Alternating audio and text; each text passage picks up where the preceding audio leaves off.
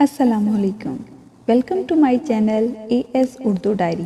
اگر آپ میرے چینل پر نئے ہیں تو اے ایس اردو ڈائری کو سبسکرائب کر کے بیل نوٹیفیکیشن کو آن کر دیں تاکہ آپ کو ملتی رہیں تمام ویڈیو اپڈیٹس۔ آج کی ویڈیو میں آپ سے اللہ کے انصاف کا ایک بہت ہی خوبصورت اور ایمان افروز واقعہ شیئر کرتی ہوں۔ ایک شخص تھا تو غریب لیکن انتہائی خوش بخت تھا۔ اس کا گھرانہ ایک بیوی، 5 بچوں، 2 بہنوں اور بوڑھی والدہ پر مشتمل تھا۔ اس شخص کی ایک پسماندہ علاقے میں سبزی کی دکان تھی۔ نہ تو اس کے پاس مال تھا کہ کسی اچھی جگہ دکان لے سکتا، نہ اتنے وسائل تھے کہ اس سے بہتر سامان رکھتا۔ اس کا گھر بھی بوسیدہ اور ٹوٹا پھوٹا تھا۔ مجازی طور پر ہی اسے گھر کہا جا سکتا ہے، ورنہ صرف ایک کمرہ اور چھوٹا سا صحن تھا۔ سارا گھرانہ اسی ایک کمرے میں سوتا، بلکہ کچن نہ ہونے کے باعث وہ کھانا بھی اسی کمرے میں پکاتے تھے۔ جب وہ شخص شام کو گھر لوٹتا، اس کے ہاتھ میں سبزی، گوشت اور روٹیاں ہوتی۔ اس کے گھر والے خوش دلی اور خندہ پیشانی سے اس کا استقبال کرتے، اس کے ہاتھ سے سامان پکڑتے اور کھانا تیار کرنے میں لگ جاتے۔ ہر روز انہیں گوشت میسر نہیں آتا تھا۔ جب سیل اچھی ہوتی تو وہ گوشت خریدتے، ورنہ سبزیوں پر ہی گزارا کرتے۔ ان کے پڑوس میں اعلیٰ عدلیہ کے ایک قاضی صاحب رہائش پذیر تھے۔ وہ اس خاندان سے بہت متاثر تھے کہ یہ لوگ غربت اور تنگی کے باوجود انتہائی صابر و شاکر تھے۔ قاضی صاحب اکثر ان لوگوں کی مثال دیتے کہ میں نے زندگی میں ان سے زیادہ سعادت مند گھرانہ نہیں دیکھا۔ جب شام کو صاحب خانہ دکان سے لوٹتے ہیں تو سب گھر والے پرجوش انداز میں ان کا استقبال کرتے ہیں۔ اس موقع پر اکثر ان کے گھر سے حمد و ثنا کے کلمات کی آوازیں آتی ہیں۔ میری یہ خواہش ہوتی ہے کہ میں اس خوشنما منظر سے محظوظ ہو سکوں۔ پھر یہ لوگ کھانا تیار کرتے ہیں اور بڑے برتن میں ڈال کر سب مل کر کھاتے ہیں۔ ان کے کھانے کا اختتام بھی اللہ تعالیٰ کی حمد و ثنا اور مسنون دعاؤں پر ہوتا ہے۔ آخر میں یہ اپنے بوسیدہ لیکن صاف ستھرے بستروں پر بڑی خوشی اور قناعت کے ساتھ آرام کرتے ہیں۔ یہ کسی بڑے دنیاوی مال و متاع کی تمنا نہیں رکھتے تھے۔ ان کی صرف یہی خواہش تھی کہ صحت و عافیت کے ساتھ ان کی زندگی گزرتی رہے اور انہیں کسی انسان کا محتاج نہ ہونا پڑے۔ موسم خزاں کی ایک شام تھی۔ یہ لوگ حسب معمول اپنے سربراہ خانہ کے منتظر تھے۔ دروازے پر دستک ہوئی۔ ان لوگوں نے دروازہ کھولا تو سامنے 3-4 پولیس والے کھڑے تھے۔ ان کے ساتھ ایک ایمبولنس بھی تھی۔ پولیس والوں نے انہیں یہ افسوسناک خبر دی کہ صاحب خانہ ایک ٹریفک حادثے میں جاں بحق ہو گئے ہیں۔ ہوا کچھ یوں کہ اس شخص نے شام کے وقت اپنی دکان بند کی، پڑوس میں قصاب کی دکان سے گوشت خریدا، نان بائی سے روٹیاں لیں اور سبزیوں کا تھیلا، گوشت اور روٹیاں لے کر گھر کی طرف چل پڑا۔ سڑک عبور کرتے ہوئے ایک تیز رفتار گاڑی نے اسے کچل دیا اور وہ بیچارہ موقع پر ہی جاں بحق ہو گیا۔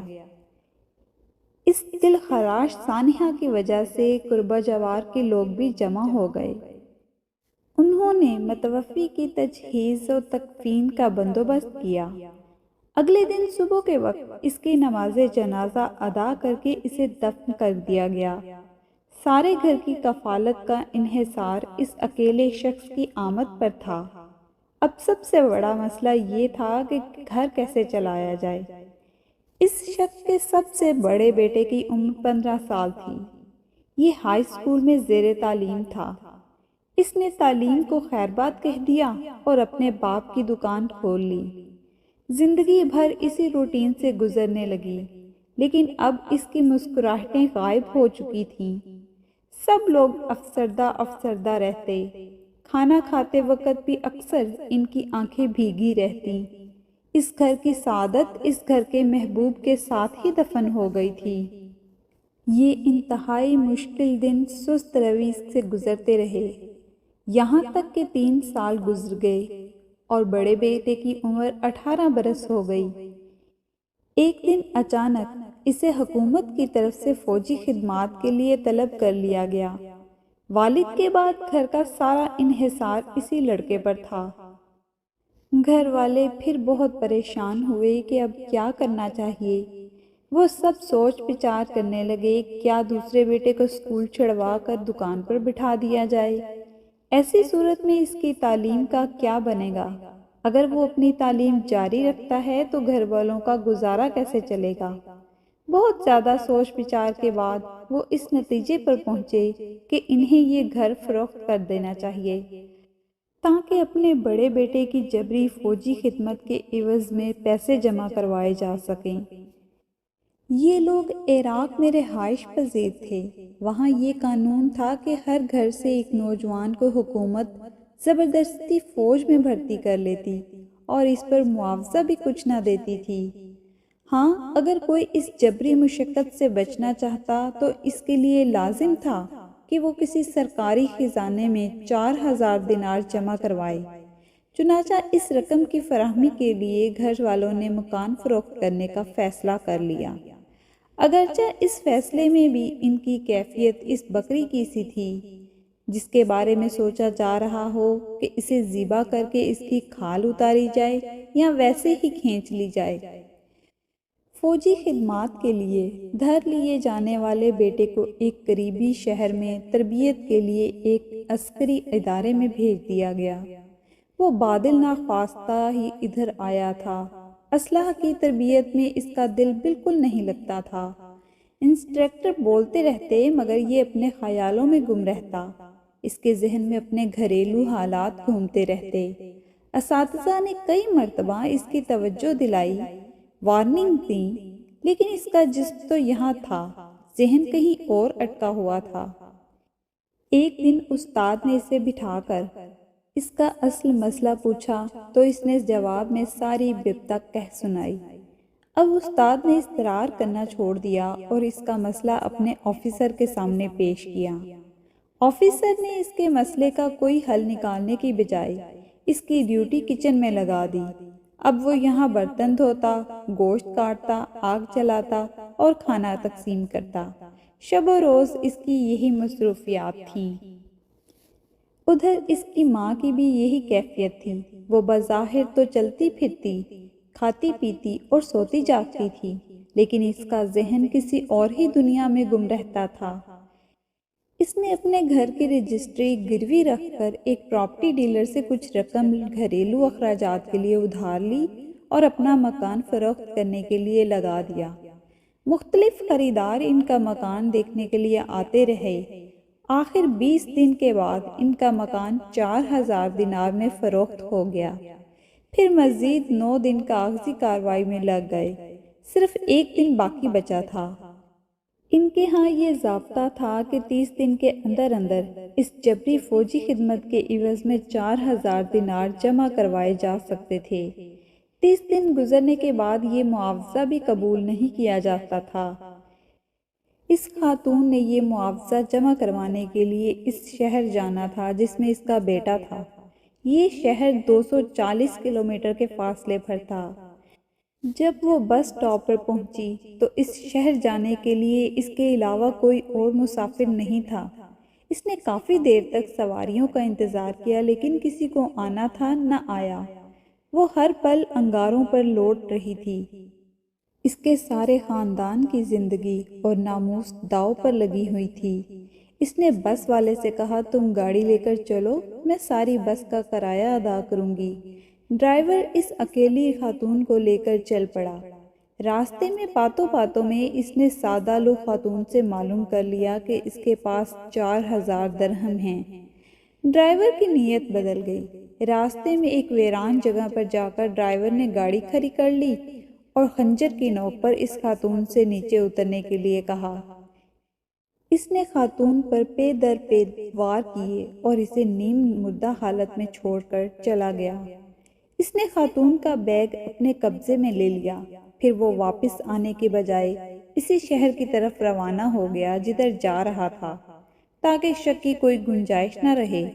وہ گاڑی لے کر بس اسٹینڈ پر پہنچ گیا۔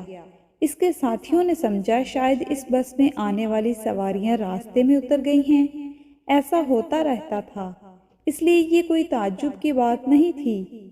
واپسی پر ڈرائیور اسی راستے سے گزرا۔ جب وہ اس جگہ کے قریب پہنچا جہاں اس نے جرم کا ارتکاب کیا تھا، اس کے دل میں خیال آیا کہ ایک مرتبہ اس عورت کی لاش پر نظر ڈال لوں۔ اس نے مسافروں سے بہانہ لگایا، میں قضائے حاجت کے لیے جانا چاہتا ہوں، چند منٹ بعد واپس آتا ہوں۔ وہ اس وادی کی طرف گیا۔ اسے کراہنے کی ایک نحیف سی آواز سنائی دی۔ یہ دیکھ کر وہ غصے سے کہنے لگا، اے ملعون عورت، تم ابھی تک زندہ ہو؟ پھر وہ ایک بڑے پتھر کی طرف جھکا تاکہ اس کے ذریعہ اس خاتون کا سر کچل دے۔ جب اس نے پتھر اٹھایا تو پتھر کے نیچے سے ایک زہریلے سانپ نے اسے ڈس لیا۔ اس کے منہ سے ایک دل خراش چیخ نکلی اور اس نے تڑپنا شروع کر دیا۔ مسافر اس کی آواز سن کر بھاگے بھاگے وہاں آئے۔ انہیں دیکھ کر بڑا تعجب ہوا کہ وہاں ایک جاں بلب خاتون بھی تھی۔ خاتون صرف اتنا ہی کہہ سکی، اس ڈرائیور سے میرا سامان واپس لو۔ وہ ڈرائیور اس پوزیشن میں نہیں تھا کہ زیادہ مزاحمت کر سکتا۔ اس نے بتا دیا کہ اس خاتون کا بیگ میں نے گاڑی میں فلاں جگہ پر چھپایا ہوا ہے۔ وہ بیگ وصول کر کے خاتون کے حوالے کر دیا گیا۔ پھر مسافروں نے دوسری طرف سے آنے والی ایک بس کو روکا جو اسی شہر کو جا رہی تھی جہاں خاتون جانا چاہتی تھی۔ انہوں نے اس گاڑی کے ڈرائیور سے درخواست کی کہ اس خاتون کو اور ڈرائیور کو ہسپتال پہنچا دیں۔ ڈرائیور خوش دلی سے اس کام کے لیے آمادہ ہو گیا۔ وہ مجرم ڈرائیور تو جسم میں زہر پھیلنے کی وجہ سے راستے میں ہی دم توڑ گیا۔ اس خاتون کو البتہ ہاسپٹل پہنچا دیا گیا۔ خبر ملنے پر پولیس والوں بھی پہنچ گئے۔ عورت مسلسل بے ہوش تھی۔ اس کے سامان میں پولیس والوں کو اس خاتون کے بیٹے کا ایڈریس مل گیا۔ پولیس نے بیٹے کو خبر دی، وہ بھی فوراً ہاسپٹل پہنچ گیا۔ ڈاکٹر اس خاتون کو ہوش میں لانے کی سر توڑ کوششیں کر رہے تھے کیونکہ زیادہ دیر بے ہوش رہنا اس کے لیے جان لیوا ہو سکتا تھا۔ اگلے دن اسے ہوش آیا۔ اس نے ہلکی سی آنکھیں کھولیں، بیٹے پر نظر پڑی تو ماں کا چہرہ خوشی سے کھل اٹھا۔ اس نے اپنے بیٹے سے صرف اتنا کہا، بیٹا میں رقم لے آئی ہوں، جبری فوجی خدمت کا معاوضہ ادا کر کے فوری رخصت حاصل کر لو۔ پھر اس پر غنودگی سے طاری ہو گئی۔ لڑکے نے وہ رقم جمع کروا دی اور اسے اجازت مل گئی۔ اس خاتون کی حالت آہستہ آہستہ سنبھلنے لگی۔ ایک دن آیا کہ وہ ہاسپٹل سے مکمل صحت یاب ہو کر فارغ ہو گئی۔ اس واقعہ کی شہرت ہر طرف پھیل گئی۔ اس واقعہ میں اللہ تعالیٰ کی قدرت کے کئی مظاہر تھے۔ ڈرائیور پہلی مرتبہ اسے نیم مردہ حالت میں چھوڑ گیا۔ واپسی پر اگر ڈرائیور وہاں نہ رکتا تو شاید کسی کو اس خاتون کے بارے میں بالکل پتہ نہ چلتا، کیونکہ اس وادی کی طرف کوئی جاتا ہی نہ تھا۔ زہریلے اور موذی جانوروں کی وجہ سے چرواہے بھی ادھر کا رخ نہیں کرتے تھے۔ اس عورت کی آواز اتنی نحیف تھی کہ کسی کو سنائی نہ دیتی۔ اگر ڈرائیور سانپ کے ڈسنے سے اتنی زور سے نہ چیختا تو کوئی اس عورت تک نہیں پہنچ سکتا تھا۔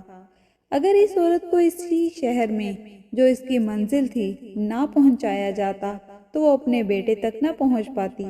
اگر اسے چند لمحوں کے لیے ہوش نہ آتا تو وہ اپنے بیٹے کو یہ بتا نہ پاتی کہ رقم کا انتظام ہو گیا ہے۔ نتیجتاً اس کے بیٹے کو جبری فوجی خدمات سے رہائی نہ ملتی۔ یہ سب اس علیم و قدیر ذات کی تدبیریں تھیں کہ ہر گتھی سلجھتی چلی گئی۔ جب اس قصے کا چرچا ہوا تو یہ بات ان کے سابقہ پڑوسی جج صاحب تک بھی پہنچ گئی۔